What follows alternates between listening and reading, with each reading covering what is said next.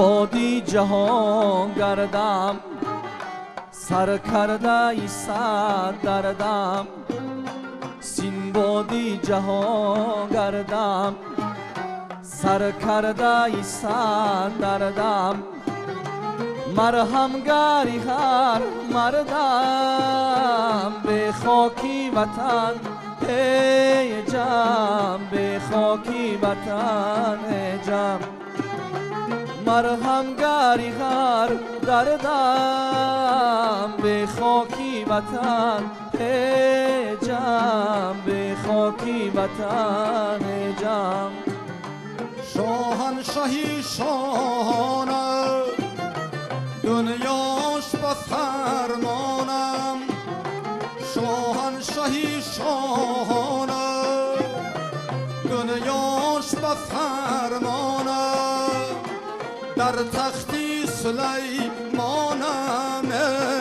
به خاکی وطن هجم به خاکی وطن هجم در تختی سلیمانم به خاکی وطن هجم به خاکی وطن هجم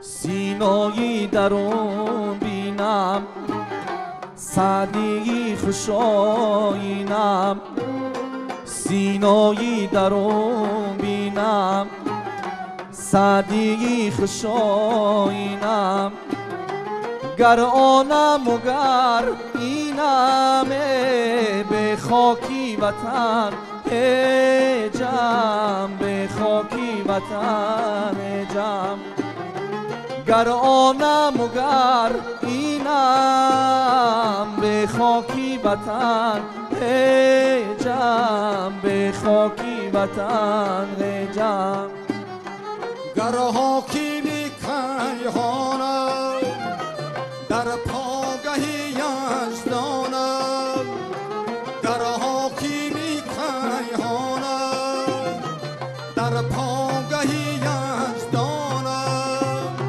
پیغامبری قرآنم به خاکی وطن هجم به خاکی وطن هجم پیغامبری قرآنم به خاکی وطن هجم به خاکی وطن هجم به خاکی وطن هجم به خاکی وطن هجم.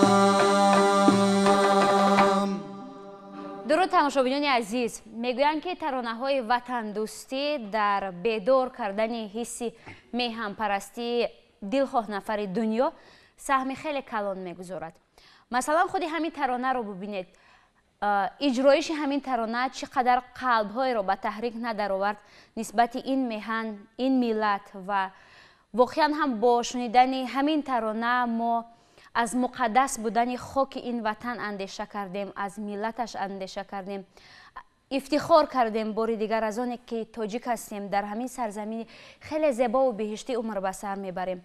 و آفرنده همین ترانه، مؤلف همین ترانه هنرمندی صرف مردمی است، از بین مردم به صحنه برآمده و در قلب همه مردم نشسته.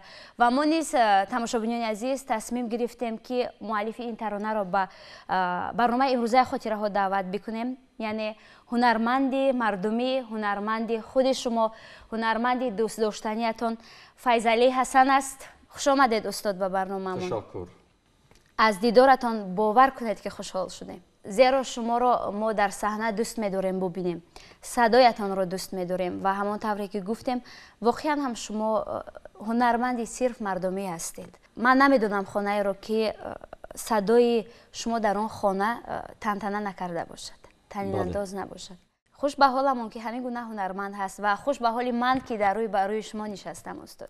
سروده که حاضر پیشکشی انا تماشابینان کردیم، این سرود موقعش خیلی فراغ است، خیلی کلان است. بله. و مخصوصا در دوره نابرابری های انا جنگ های شهروندی که مردم تاجیک یعنی که گریزه بودند و با واسطه برنامه رادیوی تاجیکستان که نامش خاک وطن نام داشت با می واسطه رادیو یعنی که امی سرود قریب هر روز 3-4 مرتبه صدا میداد و هموطنان ما از طرفی دریا یعنی که از مملکت همسایه ما افغانستان این سرود رو شنیده روزیگه وطن رو بار دیگر یاد کردند، بار دیگر به قدری وطن رسیدند، گشته باز به دیاری تاجیکستان عزیز ما آمدند. یعنی که ببینید که میگه شاهنشاهی شاهانم دنیاش به فرمانم در تخت سلیمانم به خاک وطن هیچم. وطن اینقدر مقدسات است، اینقدر شیرین است. وطن رو نه به زبان، وطن رو با دل دوست داشتن در کار، یک گوشه وطن رو آباد کردن در کار. انا بعد ما وطن دار هستیم، ما افتخار میکنیم که ما وطن داریم. بله بله. و در خاطرم هست که گفتید که در یک روز 3-4 مرتبه طریق رادیو پخش میشد. مادرم در وطن بودن همون سالها و میگویند که هر بار که همین ترانه پخش میشد من اشک میریختم. همون لحظه میخواستم که همین خاک همین وطن رو به کف بگیرم و ببوسم. بازم میگویم ببینید که تاثیر یک ترانه رو نسبت این وطن که چقدر مهر رو میافزاید، چقدر اندیشه ها رو میافزاید که از همین وطن اندیشه کنیم. سزاوار اندیشه است، سزاوار دوست داشتن است. من یک مثال دیگر میارم در اطراف همین سرود. خب اون آدمی که گریزه بود است در خاک افغانستان وقتی که این طرف میآید همون بچه خالش میگه که التماس میکنم که گشته که آمدی یک کف خاک وطن گرفته به من بیار. بعد این از زمین خاک وطن در یک خلطچه گرفته میبرد. همونجا چند آدمی که بودن امقری تقسیم کرده، همش در دیده ها خاک وطن تاجیکستان میمالند و گریه میکنند. همین من با گوشم شنویدم و نقلی همون رفیق بود. استاد همین ترانه رو زمان تولیدش رو میخواهم به خاطر بیارید. کدام زمان بود؟ چگونه محیط بود و چی سبب شد؟ به خود شما چگونه تاثیر کرد که این گونه یک ترانه زیبا تولید شد؟ همین سالهای 89-90 یعنی که بوی همین نابرابری ها انکی به شام میرسید که همین چی گپی میشود در تاجیکستان. همین سرود من از شاعر خلقی تاجیکستان سفر محمد ایوبی گرفتم. برادر من لطفالله دولت همین سرود رو به من تقدیم کرد. گفت که اکای فیضعلی من همین سرود خودم آهنگ بستم و که من باوری دارم که شما خوبتر آهنگ میبندید. بعد من از دست لطفالله گرفتم و از پای آهنگ بستن همین سرود شدم. و خیر رفتم در ناحیه مسکو حاضره همدانی با هیئت نوازندگان شیشتم کار کردم. همین چیز رو آورده در رادیو ثبت کردیم که یکی همین نوبسامانی ها سر شد. همین سرود هر روز میگم که 4-5 مرتبه در برنامه خاک وطن یعنی که میدادن در اون طرف دریا هموطنان ما گوش میکردن. یعنی این سرود بسیار تأثیری کلان بخشیده است برای گشت آمدن هموطنان ما. واقعا بر روحیه انسان ها خیلی تاثیر کلان گذاشت. و خودتان هر بار از شنیدنش چه احساس میکردید استاد؟ اینقدر که من باور میکنید کدام وقتی همین سرود من در یا مجلس ها یا در کنسرت ها یا در معرکه ها میخوانم دیلم روزیگه گریه میکند. گریه میکند که کاش که همین وطن ما دیگر او روزا را نبیند. ما شکر خدا که امروز وطن ساز هستیم، وطن رو آباد کردیم.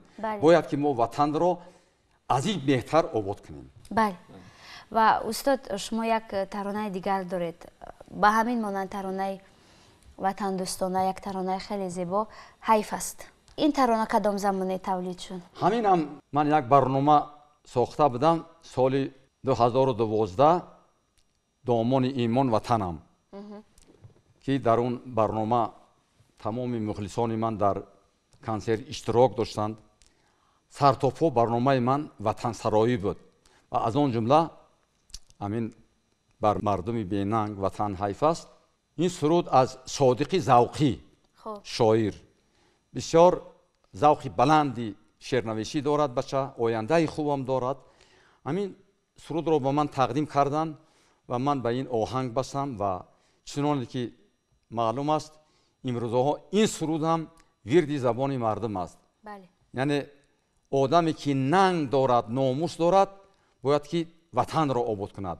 بر مردم بی ننگ وطن حیف است. در حقیقت آدمی که ننگ ناموس وطنداری ندارد در تاجیکستان ایستادن وی حیف است.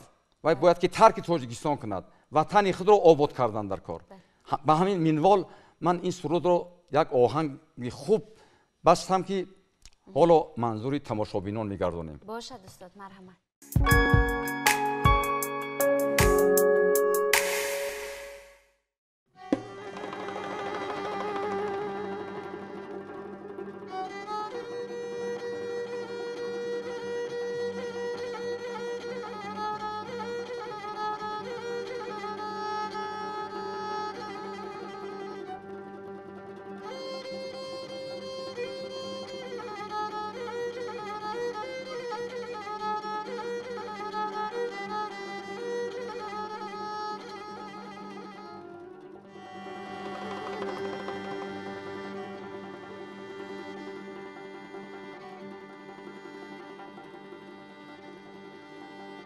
من نمیگویم وطن بر من چی داد، پرسم از خوده بر وطن چی دادیم.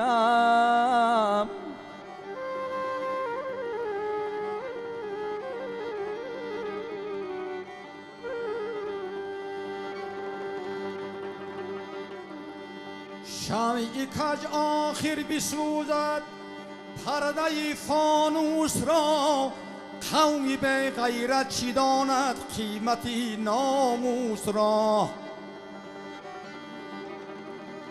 قومی به غیرت چی داند قیمتی ناموس را.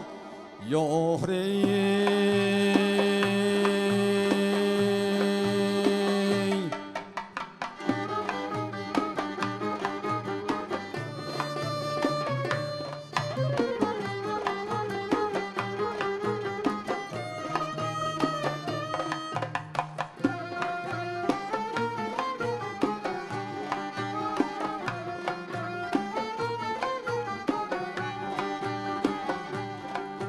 بر مردمی بیننگ وطن حیف است، بر قومی به اراده سخن حیف است. گل در نظرم خار دور از مهن، بر بلبلی به وطن چمن حیف است. گل در نظرم خار دور از مهن، بر بلبلی به وطن چمن حیف است.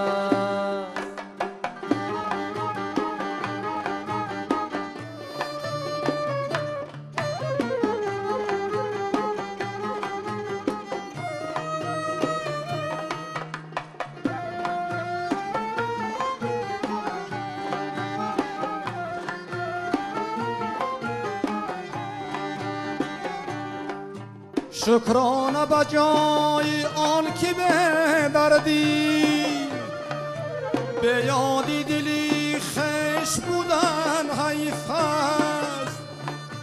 به یادی دلی خیش بودن حیف است. در روح و روانی تو غرور نیست، این شستند بر ملکی خوتن حیف است. بر مردمی بینن وطن حیف است، بر قومی به اراده سخن حیف است. گل در نظرم خار دور از میهن، بر بلبلی بی وطن چمن حیف است گل در نظرم خار دور از میهن بر بلبلی بی وطن چمن حیف است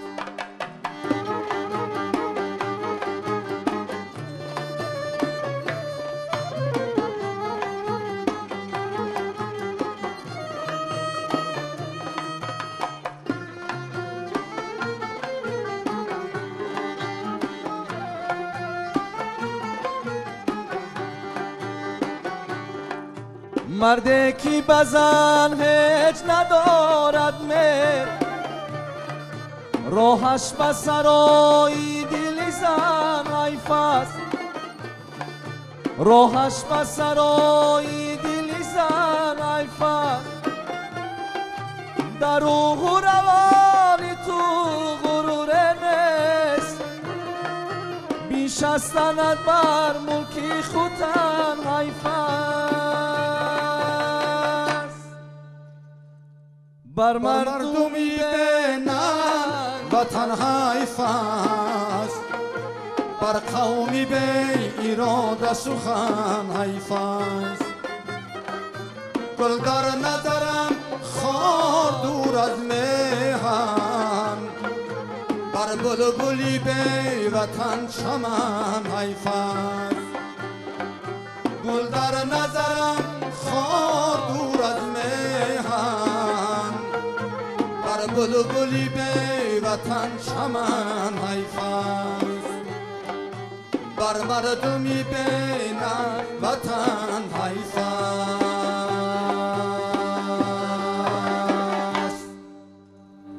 هموطنان عزیز با یک جهان حسی افتخارمندی از این ملت و این میهن برنامه خاطره ها را ادامه می دهیم و باید بگویم که امروز در برنامه ما قرار دارند هنرمند مردمی تاجیکستان فیضعلی حسنوف با همراهی یک نفر از شاگردانشان یک نفر از هنرمندی که در همین مکتب در مکتب فیضعلی حسن به کمال می رسد منوچهر برهانوف قرار دارند. بار دیگر خوش آمدید به برنامه‌مون. و استاد ترانه های وطن دوستی از نگاه من به فرق از ترانه های دیگری که مثلا در عموم سرایده میشن گیریم در وصف زندگی باشد عشق و محبت و وفاداری و صمیمیت یک کمی فرق کننده هستند هم نازک هستند هم یک مسئولیت خاصه رو طلب میکنن. یعنی من گفتنی هستم که نه همه ترانه های وطن دوستی موفق میشوند در دل مردم جا میگیرند. بله. از نگاه شما این گونه ترانه ها باید چگونه باشند که همین گونه 100 ساله ها بمونند کهنه نشوند به درد مردم نزدیک باشند به ذوقشان نزدیک باشند؟ هنرمند باید که در انتخاب متن بسیار هم احتیاطکار باشد. همون سرود و متنی را انتخاب کند که با گفت شما آینده این باقی بماند به ملت به خزینه رادیو و تلویزیون. یعنی که سهلنگاری در کار نیست، کتاب کردن در کار نیست. راستی گپ من میبینم که بعضی جوانا سرودهای بسیار سبک را انتخاب میکنند که وای از جهت وزنم از جهت قافیه هم و با آهنگم نادرست جور میشوند. همین رو باز گرفته مثال در بین مردم میخوانند که این عمری دراز ندارد. همین علاوه که یک بار همین در میگیره و تیز خاموش میشود. سرودی که به دلها راه مییابد و 100 ساله ها به ملت به دولت خدمت میکند این سرود همون شاعری است که شاعر در این نوشتن این سرود یعنی که شبها خواب نکرده است زحمت کشیده است و این را جواباً اون آهنگساز نسبتاً به این متن یعنی که آهنگ بسته است و آهنگ را طالعاً به هم جور کرده است و موافق کرده است و من همین خیلی یک عادتی دارم که هر یک سرودی که انتخاب میکنم و آهنگ میبندم و بعد به ثبت یعنی که آماده میشوند البته از پیش نظری این شاعر یا که منقد یا که ادبیات شناس باشد یا که از بسته‌کاران حتما این رو از پیش نظر و میگذرانم کمودی اونها رو اصلاح میکنم و بعد اومده ثبت میکنم که این نتیجه بسیار خوب میتید. استاد феълан шумо дорои як мактаби хосаи худ ҳастед, як шаклу шеваи худро доред. ва чун аз сири ҳамин гуна таронаҳо гуфтед, оне ки таронае ки чӣ қадар таъсир бикунанд, махсусан таронаҳои ватандӯстӣ, ҳамин сир то кадом андоза ба донишҷӯёнатон фаҳмонида мешавад ва ба шогирдонатон ва онҳо чӣ гуна қабул мекунанд? Он чизе ки шумо талаб мекунед шогирдонатон онҳо дода метавонанд? албатта шукронаи ватани соҳиб истиқлол мекунам ки имрӯзҳо мо ба ҳайси устод дар консерваторияи миллии тоҷикистон ба номи талабшоҳ сатторов кору фаъолият дорем ва агар гӯям ки дар давоми амиқа соли кор кардагии ман қариб ки таи 100 шогирд ман тайёр кардам ки ҳамаи онҳо дар соҳаҳои фарҳангу санъат дар ҷумҳурии тоҷикистон дар шаҳру ноҳияҳо ва алахсус дар шаҳри душанбе кору фаъолият доранд ки барои ин исботи ин ана шогирди ман Манушер Бурҳонов аст ки ман Манушерро 5 сол дарс додам, яъне ки бисёр сахт гирифтам. рост гап рӯзҳое буд ки бениҳоят ана гапи пасту баландам гуфтам. не ки шукрона мекунам ки як самарае дод ва фахр мекунам ки дар бари ман имрӯз шогирди ман декани факултаи мусиқии суннатии тоҷик ҳастанд ва чуноне ки пай бурдед ҳамроҳи ман сурудеро ки интихоб карда сароид дар мактаби ман ҳаст ва қарор дорад ва шогирдҳои дигари манам низ бисёр ман рости гап сахтгир ҳастам, дар дарс бениҳоят сахтгир ҳастам. агар шогирде ки ба ман гӯш намекунад ман муроҷиат мекунам ки ин шогирд ба ман яъне ки итоат надорад, инро аз ман гиред ки ман ба ин шогирд тоқат надорам.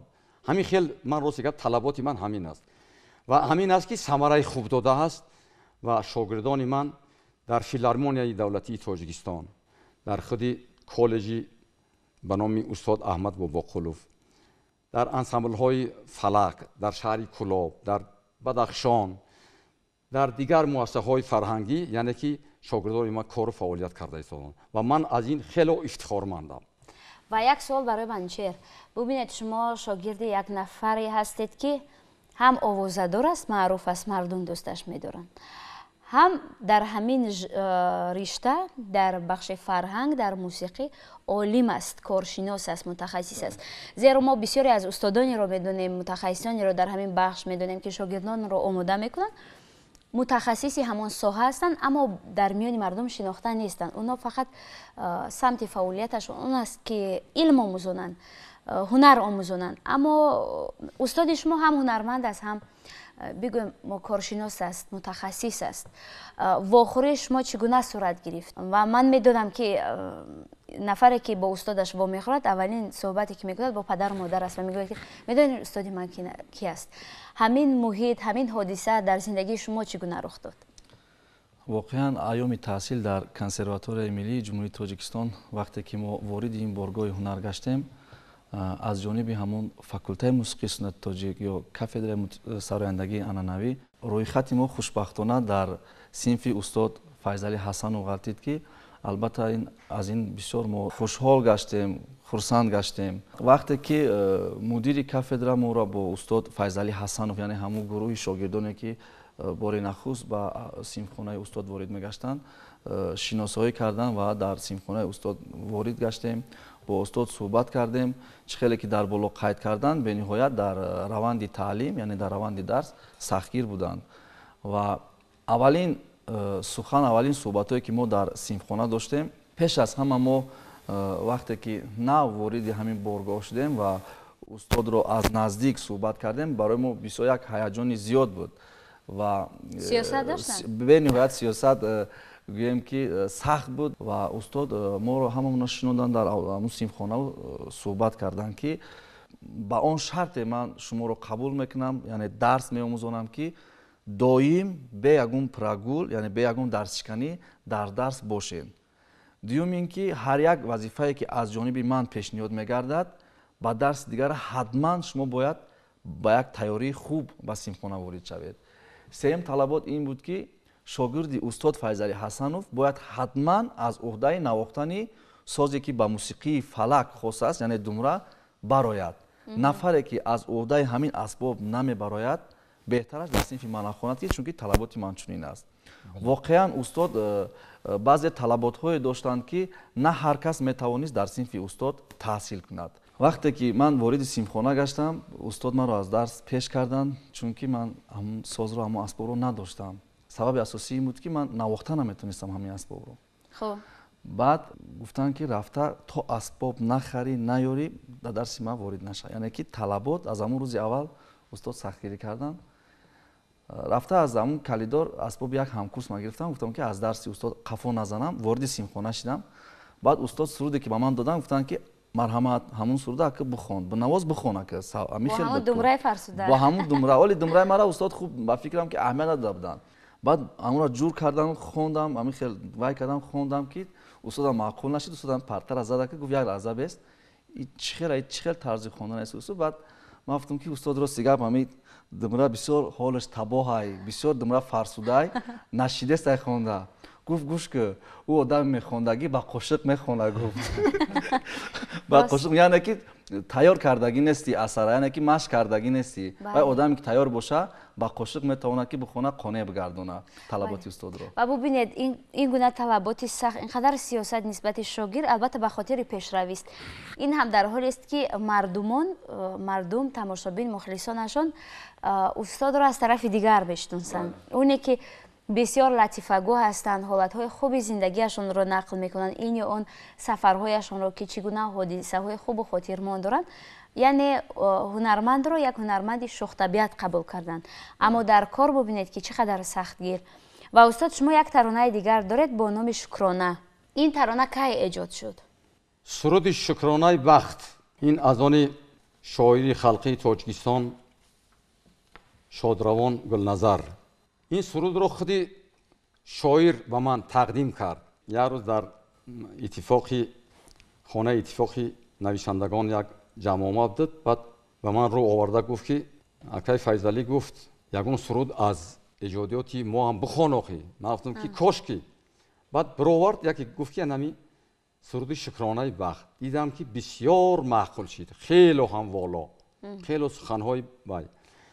ман гуфтам ки устод ҳисоб кун ки ин суруд аллакай оҳангша ёфт. дига хам дидем ҳарду бисёр вай суҳбати гарм кардему. баъд хай ман биромада омадам, давраи шӯравӣ буд, пеш аз истиқлолият. ин тахминан солҳои 80 буд. бо ҳамроҳи шогирдо дар театри халқии ноҳияи Москва Ҳозира Ҳамадонӣ инро яъне ки оҳанг даровардем, кор кардем. омадем бо дар Душанбе аз мадди назари бастакоро, аз мадди назари шоиро, аз худи Гулназар гузарондем ва бисёр маъқул шумориданд. ва аминро ҳам низ боз дар радио сабт кардем. Шукронаи ту дорам, э бахти созгорам. як суруди дигарро оли ман мехонам, нав тайёр кардам. бар давлати обод нанозам ба чӣ нозам, бар миллати озод нанозам ба чӣ нозам. бахтам ки ба ман дод ҳама шодии дунё, бар бахти худо дод нанозам ба чӣ нозам. ана ҳамин мардуми тоҷик бахти худодод доранд. ба даст овардани истиқлолияти давлатӣ вақте ки сардори давлати мо ҷаноби олӣ интихоб гардид, бахти иқболи мардум бисёртар шукуфт. яъне мардум аз ин хело шод шид. ва ин сурудро тантанавор мо дар барномаҳои консертиву дар барномаҳои эҷодӣ яъне тараннум мекардем. ва агар ки лозим бишуморед, ҳамин сурудро бо ҳамроҳии шогирд манзури тамошобинон гардонем. бошад. марҳамат устод.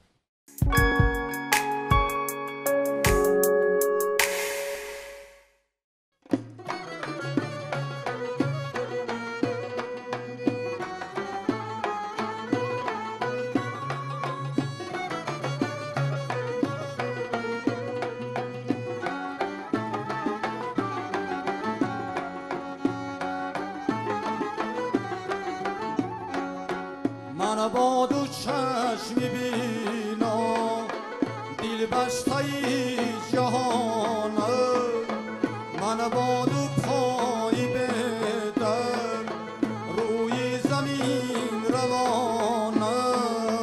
چون باری مینت نیست بر دوشی کاروانم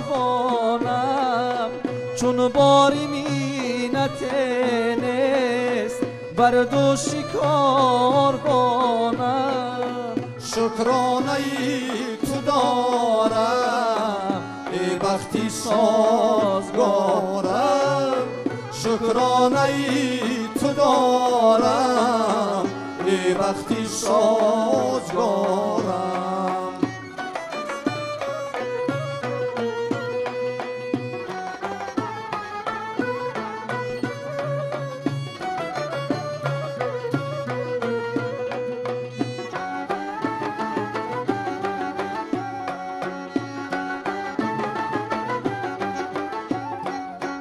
هر شوب زنده گردم از شادی آبشاران چون قبدان چینم از رنگی کوشاران افسرده چون نیم من در بین روزگاران افسرده چون نیم من در بین روزگاران شکرانه تو دارم ای بختی شادگارم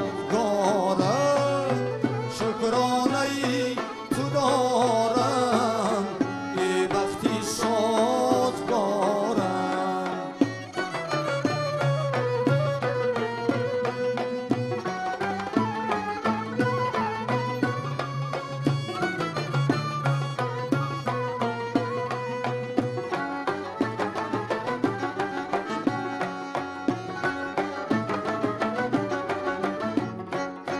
به هم دیلانی گوشی خانه نگوش ترم من به یادی دوستانم راه نبیش پرم من چون صاحبی هزاران یار و برادرم من چون صاحبی هزاران یار و برادرم من شکرانه تو دارم ای بختی شادگارم شکرانه تو دارم ای بختی سازگارم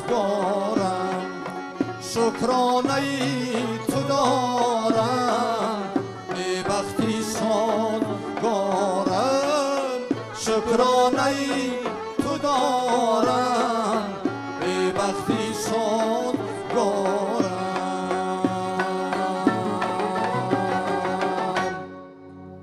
تشکر زیاد استاد. واقعا هم شکرانه از همین وطن آباد، از همین زندگی آرام و آسوده و شکرانه از همین خوشبختی و شکرانه از همین لحظه ها استاد که ما همراه شما هستیم و از ترانه هایتان همین لحظه بهره میبریم.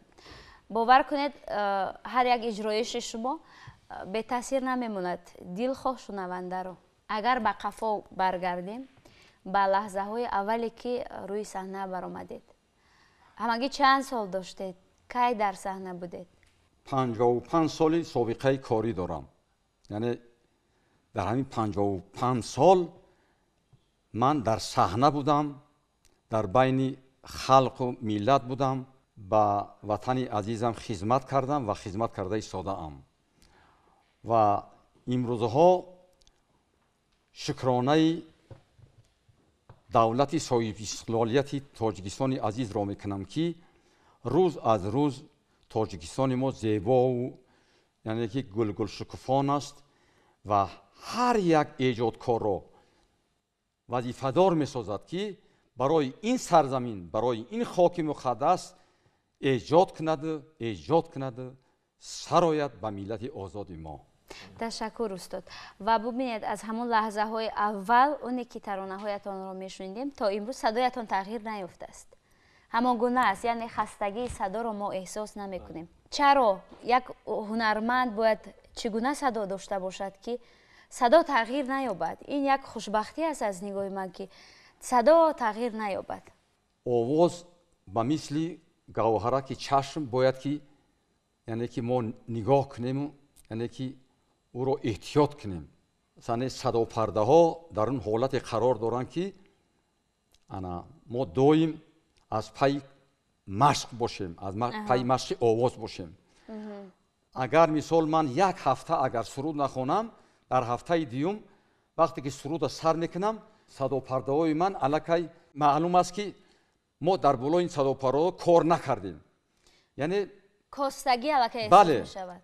یعنی که سراینده باید که دویم از پای مشق آواز باشد، از پای ایجادیات باشد و در بین مردم بعد معلوم و مشهور می شود. این یک مصلحت مفید بود برای همان جوانانی که میخواهند که هنرمند باشند، در صحنه باشند. 55 سال در صحنه بودن این کاری سهل و ساده نیست. این یک عمر انسانی است و در دوام همین عمر، در دوام 55 سال شما استاد نه تنها با واسطه ترانه‌هایتان با مردم بودید، با زندگیتان با مردم بودید، حالت‌های گوناگون حیات رو با مردم کشیدید. هر لحظه من گمان میکنم که به خاطر بالیدروهی مردم لطیفه ها گفتید تا مردم خوش باشن، خرسند باشن. از همین لحاظ است که مردم نیز شما را دوست می‌دارند استاد. در دوام همین 55 سال استاد از نتیجه فعالیتتان قناعتمند شدید و یا چی کار نکرده ماند؟ در دوام 55 سال فعالیت کاریم من چقدری که ایجاد کردم و زحمت کشیدم، حالا هم برای این سرزمین، برای این خاک مقدس من حساب میکنم که کم است. چون که ما این سرزمین را، این خاک مقدس را باید همچون جان خود، همچون ایمان خود باید که نگاه داریم. من در پیش بسیار مقصدها و وظیفه‌های خیلی زیاد دارم. برای ما چی نصیحت میدهید؟ زیرا گفته های شما، هر یک گفته شما برای ما جوانان پند است. همین لحظه ها میخواهیم که از شما، از زبان شما نصیحت برای خود بشنویم، برای بهبودی کارمان، برای زندگیمان. من به جوانا مراجعت کرده میگویم که بازم تکرار شود، وطن دوست باشند، وطن و خاک مقدس را دوست دارند و افتخار کنند که ما تاجیک هستیم، از تاجیکستان هستیم. در زندگی معامله خوب کردن در کار، هم با پدر و مادر، هم بیرون از مکتب باشد یا که در دانشگاه باشد، معامله یعنی که خوب، قدرشناسی خوب، یعنی آدم و آدمگری رو از همه خوردی باید که یاد گیرد تا با آخر اون آدمی جامعه شده میتواند. وقتی که از خوردی بر راه بیره رفت و تا آخر یعنی که راهی کج و کلیپی که تو میروی بعد در یک چاه کلان میافتی، آن همین خیل میشود، همین خیل میماند، همین خیل جوانا. لیکن من باوری دارم که جوانای تاجیکستان ما جوانای باننگ و باناموس هستند. وطن رو دوست می‌دارن، مادر رو دوست می‌دارن، خاک مقدس رو دوست می‌دارن و برای وطن عزیزمان و یا جان خود رو دریغ نمی‌دارن. تشکر زیاد استاد برای سخن‌های صمیمیتان.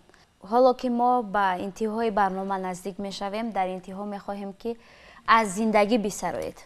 زندگی شعر استاد لایق است و این شعر رو هم من از دست مبارک شادروان لایق شیرالی گرفتم.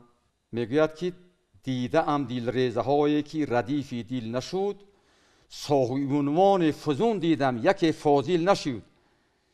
زندگی گر استاد ما توی به پرده گوی، از چی شاگردان یک مکتب همه عاقل نشد. ببینید یعنی در یک مکتب، در یک صنف، در یک محیط، بله در یک محیط، اما 20-25 نفر طلبه که میخوانند در مکتب رو ختم میکنند، همه عاقل و دانا نمیشود. بله.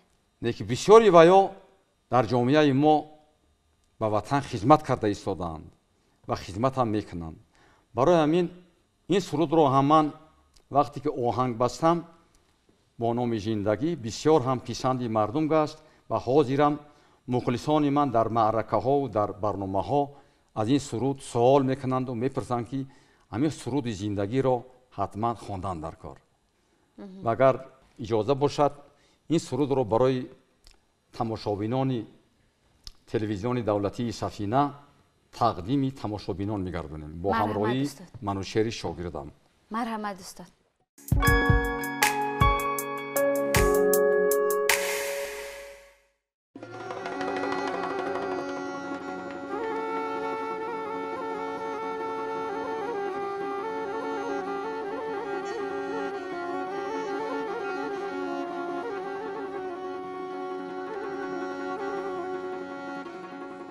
از عقل به زندگی سپر باید کرد با توشه امید سفر باید کرد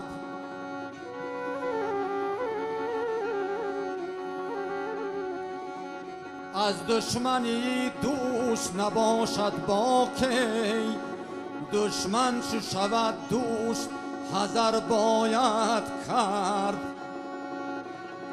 دشمن چو شود دوست حذر باید کرد یاری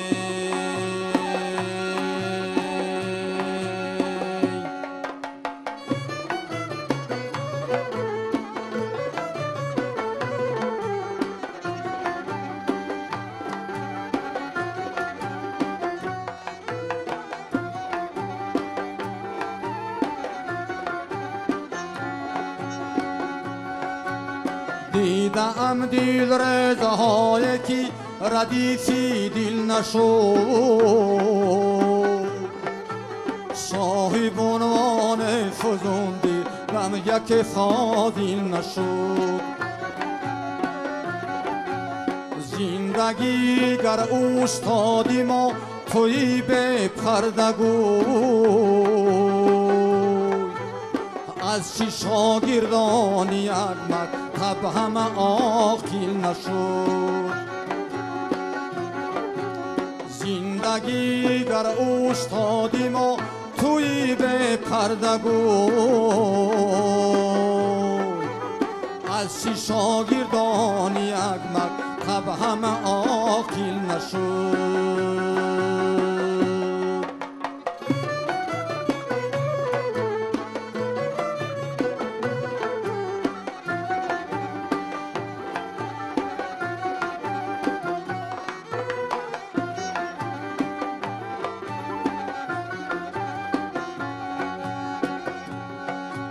عاشق اندر سری پیمان زی دنیا بگذرد شاعری به دار دل با جانی شیدا بگذرد شاعری به دار دل با جانی شیدا بگذرد زندگی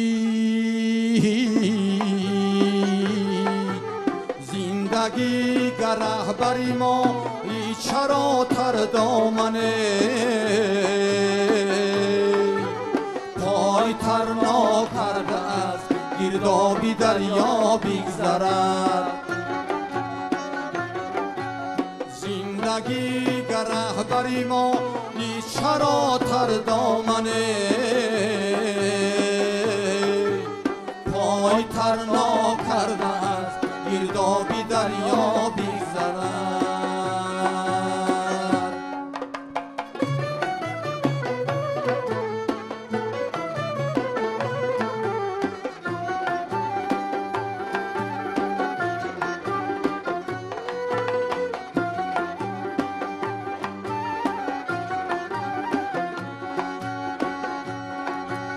چابلوس ناجوان مرد قسم ها بشکند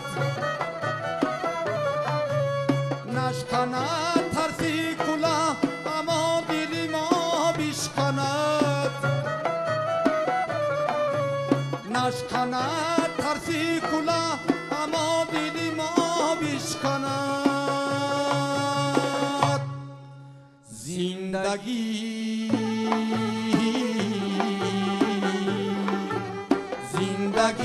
گردآور یک روی باشی پس شراب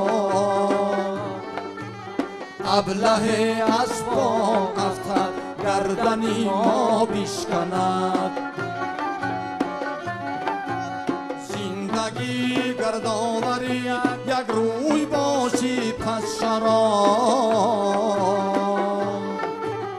ابله از بام افتد گردنی ما بشکند ابله از بام افتد گردنی ما بشکند